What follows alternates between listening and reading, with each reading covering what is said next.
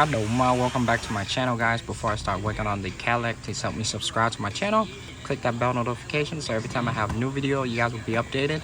But I'm working on a 2018 Cadillac Escalade 6.2 liter. So right now I'm just doing the oil change service. It's a 15mm drain bolt, and then the filter's right next to it. Woo! Woo! There you go, let it drain out. So everything's completely drained out. Here's my new filter. Put the new oil on the gasket a little bit so it sits better. Hand tight, not too crazy. There you go.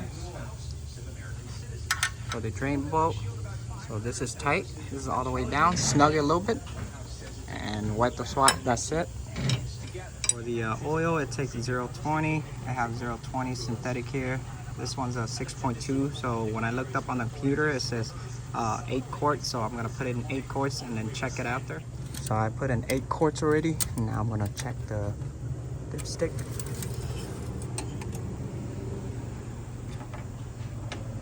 Now I went inside and I started the car for like 5 seconds. So the oil filter took it down a little bit. So it's right on the mark. You can see right on the high. So this is perfect. Now I'm gonna start the car to reset the oil light. So I'm gonna use the button on the side here to toggle through the menu. Press OK. There you go. You can see you can scroll it over to the right side and then just keep scrolling like this. Once you get to the oil light, keep going. There you go. Hold OK to reset. There you go. Let go. Turn off the car. Turn it back on.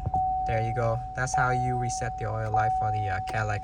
So that is it for this video, guys. Just a oil change service for the Cadillac. So if you guys new to my channel, please help me subscribe. If you guys have any question, comment down below. Ask me anything you want to ask me. I'll try to get back to you as soon as possible. But no, I'm out. Peace.